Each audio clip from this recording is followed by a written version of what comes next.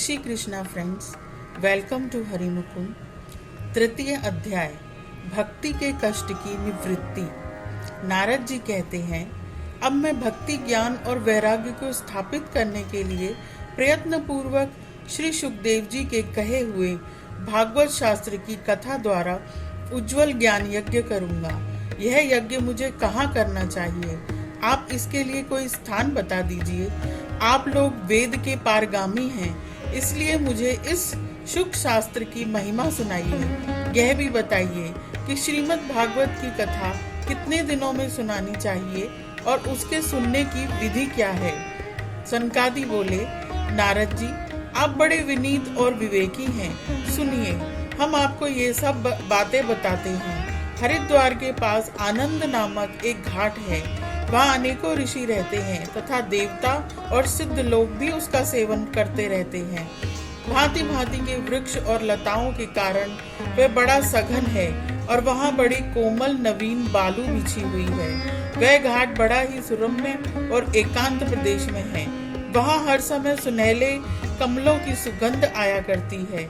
उसके आसपास रहने वाले सिंह, हाथी आदि परस्पर विरोधी जीवों के चित्त में भी वैर भाव नहीं है। वहाँ आप बिना किसी विशेष प्रयत्न ही ज्ञान यज्ञ आरंभ कर दीजिए। उस स्थान पर कथा में अपूर्व रस का उदय होगा। भक्ति भी अपनी आंखों के ही सामने निर्बल और जरा जीर्ण अवस्था में पड़े हुए ज्ञान और वैराग्य को साथ लेकर वहाँ आ जाएगी। क्योंकि जहाँ भी श्रीमद् भागवत की कथा होती है, वहाँ ये भक्ति आदि अपने आप पहुँच जाते हैं। वहाँ कानों में कथा के शब्द पढ़ने से ये तीनों तरुण हो जाएंगे। सूत जी कहते हैं, इस प्रकार कहकर नारद जी के साथ सनकादि भी श्रीमद् भागवत अमृत का पान करने के लिए वहाँ से तुरंत गंगा तट पर चले आए। जिस समय वे तट पर पहुँचे, भूलोक, देवलोक और ब्रह्मलोक सभी जगह इस कथा का हल्ला हो गया।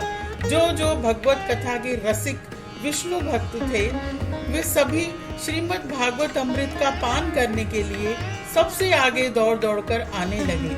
भृगु, वशिष्ठ, च्यवन, गौतम, पराशर, छायाशुक, जाजली, जिबू आदि सभी प्रधान मुनिगण अपने अपने पुत्र, शिष्य और स्त्रियों समेत बड़े प्रेम से वहां आ गए।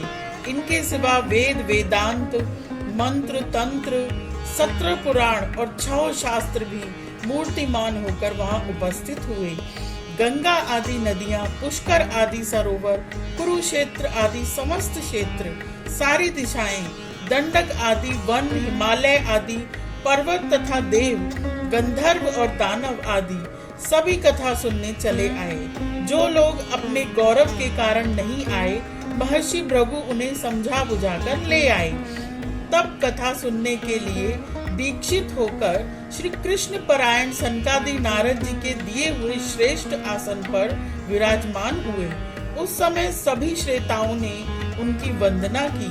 श्रेताओं में वैष्णव, विरक्त, सन्यासी, ब्रह्मचारी लोग आगे बैठे और उन सब के आगे नारद जी विराजमान हुए।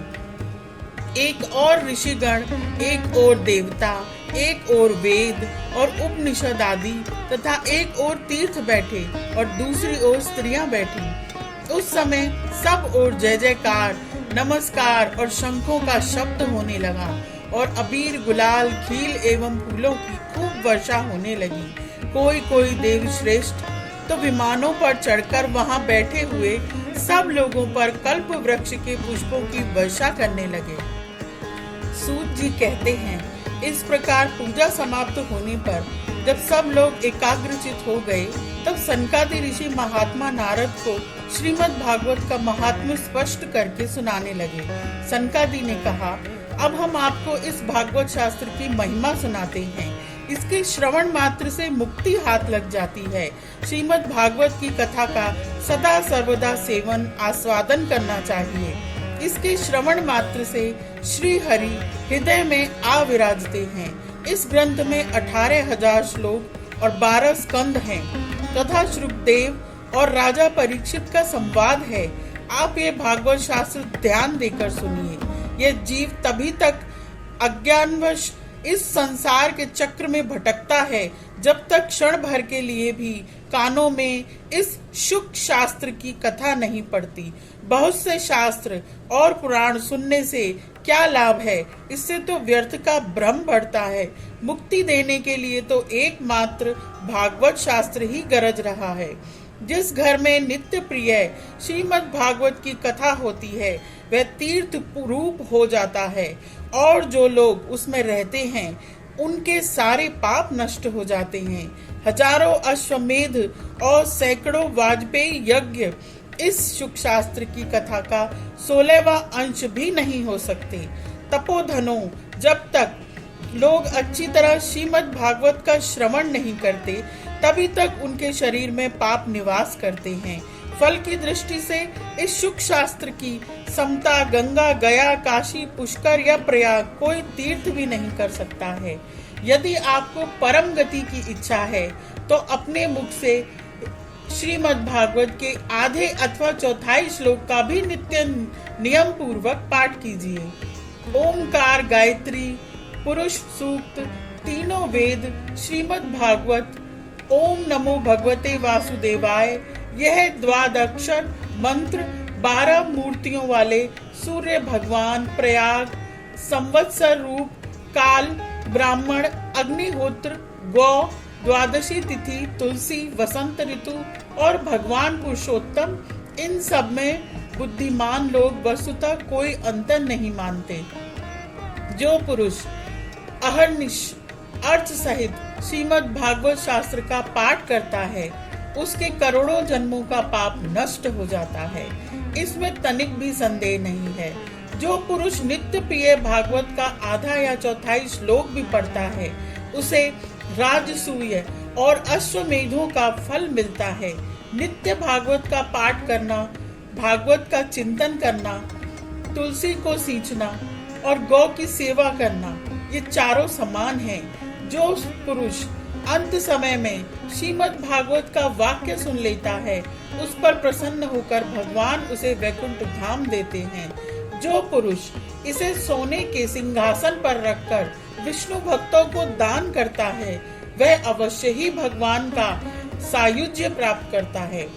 जिस दुष्ट ने अपनी सारी आयु में चित्त को एकाग्र करके श्रीमद् भागवत अमृत का थोड़ा सा भी रसास्वादन नहीं किया उसने तो अपना सारा जन्म चांडाल और गधे के समान व्यर्थ ही गवा दिया।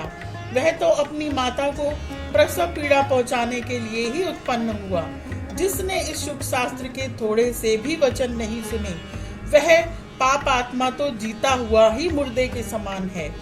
पृथ्वी के भार स्वरूप उस पशु तुल्य मनुष्य को धिक्कार है।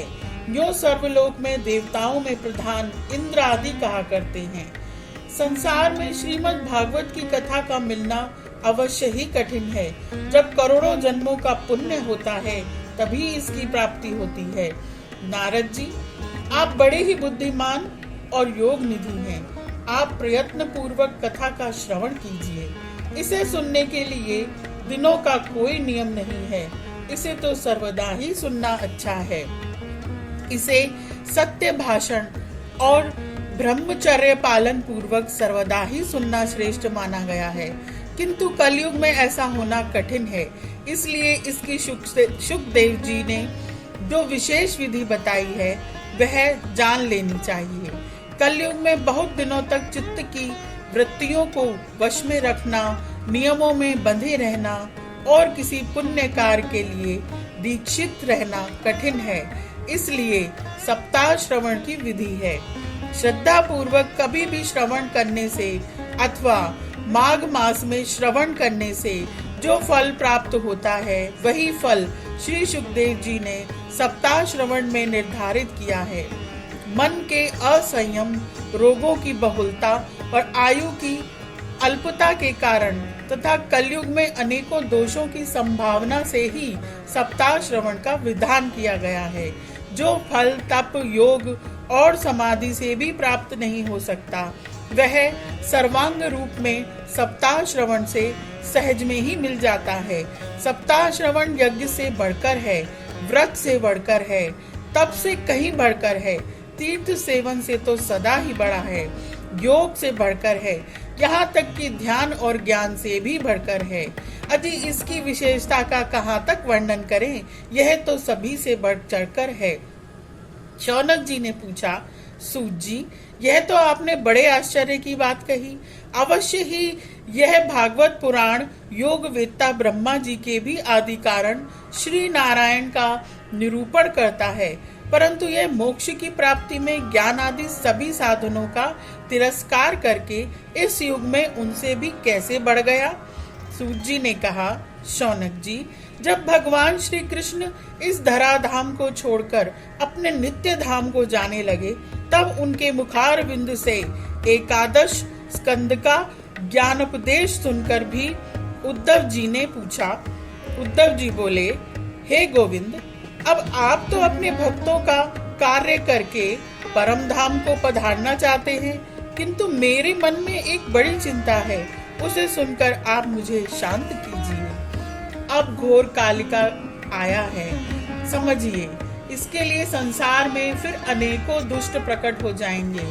उनके संसर्ग से जब अनेकों सत्पुरुष भी उग्र प्रकृति के हो जाएंगे, तब उनके भार से दबकर यह गो रूपिणी पृथ्वी किसकी शरण में जाएगी। कमल नयन, मुझे तो आपको छोड़कर इसकी रक्षा करने वाला कोई दूसरा दिखाई नहीं देता। इसलिए भक्त वत्सल्य, आप साधुओं पर कृपा करके यहाँ से मत जाइए।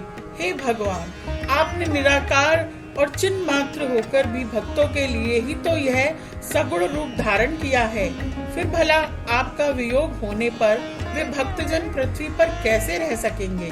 प्रभास क्षेत्र में उद्धव जी के ये वचन सुनकर भगवान सोचने लगे कि भक्तों के अवलंब के लिए मुझे क्या व्यवस्था करनी चाहिए। शौनक जी, तब भगवान ने अपनी सारी शक्ति भागवत में रख दी।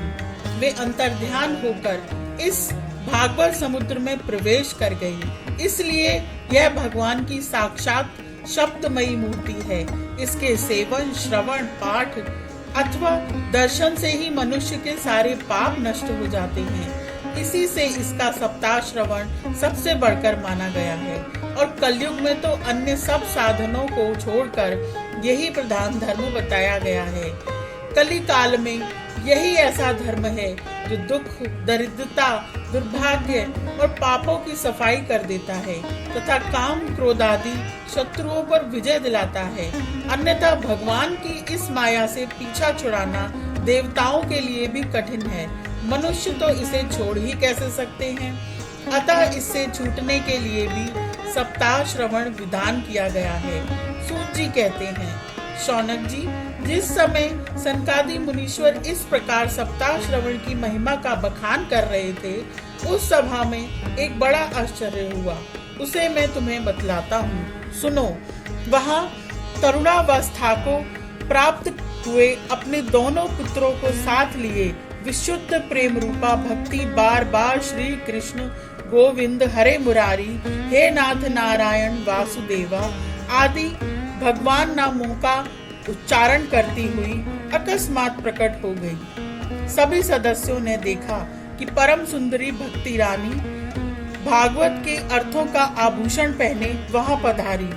मुनियों की उस सभा में सभी यह तर्क वितर्क करने लगे कि ये कहां से आई, कैसे प्रविष्ट हुई। तब सनकादि ने कहा, ये भक्ति देवी अभी अभी कथा के अर्थ से निकली है।